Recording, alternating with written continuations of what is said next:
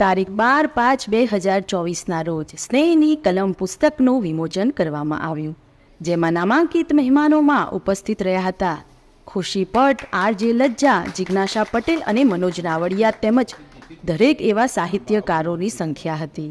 બંને દીકરીઓ માટે આશીર્વચન આપી વક્તવ્ય પ્રગટ કર્યું હતું. સાથે સાથે ઉપસ્થિત તમામ સાહિત્યકાર અને મહેમાનોએ આશીર્વાદો આપી પુસ્તકને વધાવી પણ લીધું હતું. શરૂઆતથી અંત સુધી તમામ કામગીરી મનીષભાઈએ બજાવી, જેમાં મનીષભાઈનું મોટું યોગદાન કહેવાય. સ્નેહલ પરમાર અને ક્રિઝા મોનપરાના માતા પિતાએ પણ બંને દીકરીઓને લાગણી હર્ષથી વધાવી કાયમ તેમનો સાથ અને સહકાર બન્યો રહેશે તેવી હિંમત પૂરી પાડી હતી. કહેવાય છે ને કે ટેકનોલોજીનો જો બરોબર ઉપયોગ કરો ને તો એ આશીર્વાદ સમાન જ સાબિત થાય છે. તો આ આધુનિક યુગના પ્લેટફોર્મ પરથી મળેલા બંને સખીઓએ ખબર જ ના રહી કે ક્યારે તેઓ પુસ્તક લખી દીધું અને ક્યારે તેનું આવી રીતે વિમોચન પણ થશે. લોકો કહે છે કે આધુનિકના યુગમાં તમે જો કોઈ પણ વસ્તુનો વપરાશ સારી જગ્યાએ કરો ને તો તેનું પરિણામ સારું જ આવે. આ એક ઉત્તમ ઉદાહરણ બંને દીકરીઓએ પૂરું પાડ્યું છે. આ બંને સખીઓનો સંપર્ક એકબીજા સાથે ઇન્સ્ટાગ્રામ પર થયો હતો અને એકબીજામાં વિશ્વાસ પરોવીને સારા સંબંધો બંધાયા હતા અને તેમની આવડત પ્રમાણે તેમને એક કરી પણ બતાવ્યું. આ બંને દીકરીઓનું યોગદાન પુસ્તકમાં ખૂબ જ રહેલું છે. તેમના ઉત્તમ વિચારો, તેમની 101 જેટલી સુંદર કવિતાઓ તમને આ સ્નેહની કલમ પુસ્તકમાં વાંચવા મળશે. અને કોઈ પણ સારી નીતિથી કામ કરીએ તો પરિણામ સારું જ આવે. નવી નવી આવડતને ઓળખ આપતા રહીશું એવી વાત સ્નેહલ પરમાર અને ક્રિઝા મોનપરાએ કરી હતી. અને જ્યારે એવું થાય કે તમને કોઈ પોએમ આમ લખવી છે તો તમારી પ્રોસેસ શું હોય છે? પહેલાં તો હું વિચારું હા, જે ટોપિક પર લખવાનું હોય ટોપિક, પછી એ દ્રશ્યને હું ફીલ કરું. ફીલ કર્યા પછી વોઇસ ઓવરથી લખું, ગૂગલ વોઇસ ઓવર. હા, પછી ચેન્જ કરવા પણ આપું અમુક જગ્યાએ, કેમ કે મિસ્ટેક થઈ યસ યસ. પછી પ્રિપેર થાય ને પછી પોસ્ટ કરવાની. વાહ. અને ફાઇનલી જ્યારે તમારી બુક લોન્ચ થવા જઈ રહી છે તો તમને હમણાં કેવું ફીલ, અત્યારની ફિલિંગ કેવી છે? આઈ એમ પ્રાઉડ ઓફ મી. વાવ. અને તમે તો પ્રાઉડ ઓફ મી કહો છો, અમે બધા કહે છે we all are proud of you guys. તમારી ફેવરેટ બુકમાંથી કોઈ તમારી પોએમ હોય? યા શ્યોર. હું કરી શકી નહીં, હૃદયના દુઃખને આંસુઓથી તોલી શકી નહીં, એટલે હૈયું ખોલીને હું વાત કરી શકી નહીં. જાલિમ જમાનો સામે હતો આપણો, તેથી જ સામ સામે મળીને હું કંઈ બોલી શકી નહીં. તમને સમય નથી, મારી પાસે જીવન નથી. કોણ કહેશે હવે આપણી વચ્ચે પ્રેમ નહીં? રોકી રહી છે તમને તમારી તે સમાજ, પણ મને મારાથી જ રહ્યો વ્યવહાર નહીં. તમને ભૂલી જાઉં ગજવા બહારની વાત, એટલે મને યાદ કરો તમારા વિષય બહારનું નહીં. હું મારા હૃદયની વાત કરી શકી નહીં, શું એટલે હું તમારી થઈ શકી નહીં? ये तो भाई ट्रेलर है, पिक्चर तो अभी बाकी है भाई. સ્નેહની કલમે તમે પરચેસ કરી શકો છો. તમે મને પણ મેસેજ કરશો તો હમણાં સુધી પહોંચાડી દઈશ. But please do support. આપણને એવું થતું હોય છે ને કે યાર એક પેન લઈને નાનામાં નાનું શબ્દ કે વાક્ય લખવા જઈએ ને ત્યારે થથરી જતા હોય છે હાથ. આખી આટલી સરસ બુક લખી છે વિથ ધીસ કન્ડિશન. તમારે ખૂબ અપ્રિશિએટ કરવાની જરૂર છે અને ખાસ આ મેસેજ ખૂબ લોકો સુધી પહોંચાડવાની જરૂર છે કે જો આ બે દીકરીઓને સપોર્ટ કરશો ને તો આવી 200 દીકરી એમના પગે એમના શોખ પર ઊભી થશે. Thank you.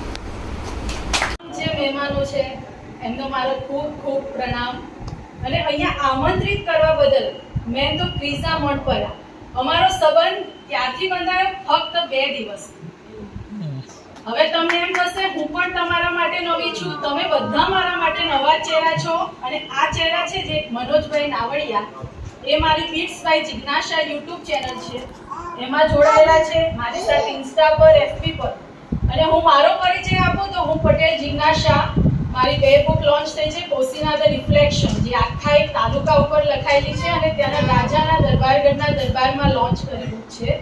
અને ત્યાંથી જે પ્રસ્તાવના લખી છે ને ડૉક્ટર પરિમલ બદલાણીએ, જે ભારતમાં ખાલી એક જ એવા છે જે ઇન્સ્યોરન્સ એન્ડ રિસ્ક મેનેજમેન્ટમાં 18 જેટલી ડિગ્રીઓ ધરાવે છે, એમને સંદેશો મોકલ્યો છે સ્પેશિયલી સ્નેહલ અને ક્રિઝા માટે. એ હું પહેલા વાંચીને સંભળાવીશ, કેમ કે માતૃવંદનાની સાથે સાથે ગુરુ પણ એટલા જ ઇમ્પોર્ટન્ટ છે તો ગુરુથી શરૂઆત હું કરીશ કે મારા ગુરુના શબ્દો પહેલા પહોંચાડીશ, પછી હું મારી વાત કરીશ. તો એમને કહ્યું છે, એમને સ્પેશિયલી એમને ટાઈપિંગ કરીને મૂક્યું છે કે ભાઈ આજે કાવ્ય સંગ્રહ વિમોચનનો જે આ પ્રસંગ છે સ્નેહની કલમે, તેના માટે તો એ પોતે નથી આવી શક્યા, પણ તેમના આશીર્વાદ મોકલ્યા છે કે આ બંને કવિયત્રી સ્નેહલ તેમજ ક્રિઝાનો ખૂબ ખૂબ ધન્યવાદ. સ્નેહલ એટલે સ્નેહ ભર્યું ઝરણું, સ્નેહલ એટલે સ્નેહ સબર, પરંતુ ક્રિઝા નામનો અર્થ તો મને મજદારે જઈને પણ ના મળે. તમે વાત કરો કે એ ખાલી નામથી એમને એમના અર્થ કાઢીને અહીંયા મોકલ્યા છે, તો જે કવિ ને લેખક હશે ને, નો ડાઉટ લજ્જા મેડમ ને ખુશી મેડમ બી સમજી ગયા હશે કે જે મજદારે જઈને પણ ના મળે એટલે ક્રિઝા. પરંતુ જ્યારે મેં આ કાવ્ય સંગ્રહની રચનાઓ વાંચી, મેં જાતે જ અર્થ સમજ્યો કે સ્નેહમાં વીંટળાયેલી. પહેલા તો જે મુખ પુરુષ છે, જે એમને નામ આપ્યું છે કે સ્નેહની કલમે, સ્નેહ શબ્દમાં એટલું હું અહીંયા આવીને પોતે જ કહું ને કે યજ્ઞ મહેસૂસ કરી રહી છું, કે જાણે કોઈ યજ્ઞ થઈ રહ્યો છે. કોઈ દિવ્ય આત્માઓ અહીંયા છે અને હું એમના દર્શન અનુભવી રહી છું. હું ખૂબ ખુશ છું કે 2 દિવસ પહેલા મને આગ્રહ કર્યો કે ભાઈ ના જિજ્ઞાસા મેડમ તમારે આવવું જ પડશે. મેં કીધું કે જો મારાથી અવાય તો આવીશ, પરંતુ જ્યારે મેં ડોક્ટર વિષ્ણુ પંડ્યાએ લખેલી પ્રસ્તાવના વાંચી, મનોજ નાવડિયાએ લખેલી પ્રસ્તાવના વાંચી, નટવરભાઈ ગોહિલે જેમને જે આશીર્વાદ આપ્યા છે તે વાંચ્યા, ત્યારે હું અહીંયા ખેંચાઈ ગઈ કે ભાઈ ના, આપણે તો ભગવાનને આટલા સરસ રૂપ આપ્યું છે, બનાવ્યા છે, છતાં અળસુ છીએ. હું કરું ના કરું, બેસી રહું, પણ જે શક્તિ છે ને એ અહીંયા છે. મારે અદ્ભુત શક્તિઓને ભરી છે ને, તેનું જીવતું જાગતું ઉદાહરણ આજે હું જોઈ રહી છું. મને આજે એટલો ગર્વ પોતાના પર છે કે ભલે હું કોઈ મોટી રેસ્ટોરન્ટમાં ના ગઈ કે મોટા શો મેં હેન્ડલ ના કર્યા, પણ અહીંયા હું સારા માટે જ આવી કે મારું અહીંયા લખ્યું હશે આવવાનું. તેના માટે અહીંયા એના જે પેરેન્ટ્સ છે તેમને પણ લાખો વંદન છે. ખરેખર જે માએ તેમનો ઉછેર કર્યો હશે, આવા સંસ્કાર આપ્યા હશે ને આવા લખવા માટે અમને જે ભગવાન એમને ઈશ્વરે એક આશીર્વાદ આપ્યા હશે ને, તે ખરેખર ઉપરવાળાની કરામત જ કહેવાય. હું પોતે જાણું છું કે પુસ્તક લખવી સહેલી નથી. કેટલા વિઘ્નો આવે, ક્યારે મૂળ સારો હોય, ના સારો હોય, અને કઈ રીતે આપણે લખતા હોય આપણું અંતર્મન જ જાણે છે. એટલે મારી જે પહેલી પુસ્તક છે ને, કશ્મકશ લાગણીઓને છે, આખી સ્ત્રી ઉપર જ છે કે સ્ત્રીની મનોવેદના શું છે. જ્યારે બીજી પુસ્તક છે લોકોને મદદ કરવા માટે, કે જે પ્રદેશને ઉજાગર કરવા માટેનું સેવા કાર્ય છે. અને જ્યારે હું આ બીટ્સ બાય જિજ્ઞાસા યુટ્યુબ ચેનલ ચાલુ કરી છે, એ કવિતા સ્નેહલને ગમતી વાંચીશ. મને છે ને પહેલેથી આઝાદ વર્ડ બહુ ગમે કે ભાઈ આઝાદ, છોકરીઓને આઝાદી મળવી જ જોઈએ. બસ મારો આ જ એ હોય કે ભાઈ 15મી ઓગસ્ટ, 26મી જાન્યુઆરી, પણ આઝાદી શું? આઝાદ એટલે શું? અહીંયા વાત કરી છે ક્રિઝા મોન્ટપરાએ. જીવનમાં જો હું આઝાદ રહું તો શું મને રહેવા દેશો? પહેલા તો એને પ્રશ્ન પૂછ્યો છે, જીવનમાં જો હું આઝાદ રહું તો શું મને રહેવા દેશો? મારા વિશે તમને કોઈ કંઈ પણ કહે છતાંય તે સાંભળ્યા પછી પણ શું આઝાદ રહેવા દેશો? મારે રહેવું છે હંમેશા તમારી સાથે, પણ મારે રહેવું છે હંમેશા તમારી સાથે, પણ તેમ છતાંય તમે મને મારા સપના પૂરા કરવા માટે શું આઝાદ રહેવા દેશો? મને ખબર છે તમે મને ખૂબ સમજો છો. તમારી સાથે રહીને શું મને આઝાદ રહેવા દેશો? કાયમની વાત નથી, મારા સપના પૂરા થાય જ, છતાંય તમે, હું બધું તમારું માનું તો છું, મને આઝાદ રહેવા દેશો? પંખી બનવાનું કારણ મારા સપના પૂરા કરવાનું છે. મારા સપના માટે પંખી બની આઝાદ રહેવા દેશો? મને ખબર છે તમને બહુ બધા કહેવા વાળા છે, છતાં મારા સપના પૂરા થાય માટે શું આઝાદ રહેવા દેશું. અહીંયા લેખિકાએ કવિત્રી એટલી સરસ વાત કરી છે કે તમે મારું પંખી બનજો, તમે મારું પંખી બનજો ને મને આઝાદી અપાવજો. અને કહેવાવાળા તો કેટલાય મળશે, પણ કહેવાવાળાએ કેટલાય મળશે, છતાંય સપના પૂરા કરવામાં તમારો સપોર્ટ આપજો. એની સાથે સાથે જે મારે મન સવાલ ઘણા હતા, પણ જવાબો તો તમે હતા. આઝાદ રહેવા દેશો કે નહીં એનો હિસાબ તો તમે હતા.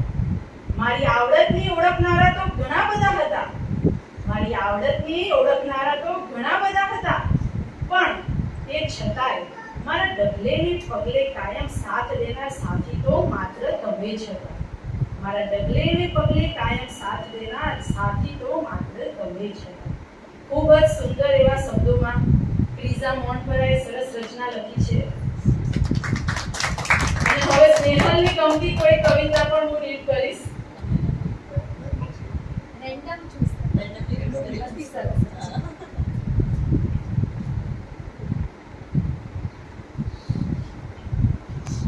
હાથમાં આવી ગયો અને કવિતાનો નંબર જે 78, આવડત હોય ત્યાં ક્યાં ઓટ હોય.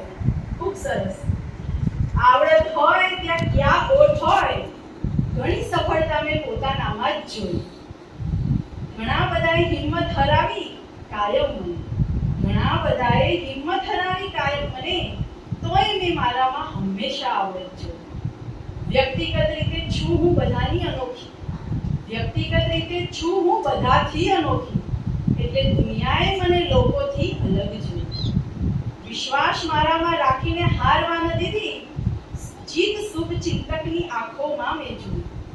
મજબૂત મનોબળ કોને કહેવાય એ હંમેશા મેં મક્કમતા કવિશાએ માનસીની વાતમાં જોઈ.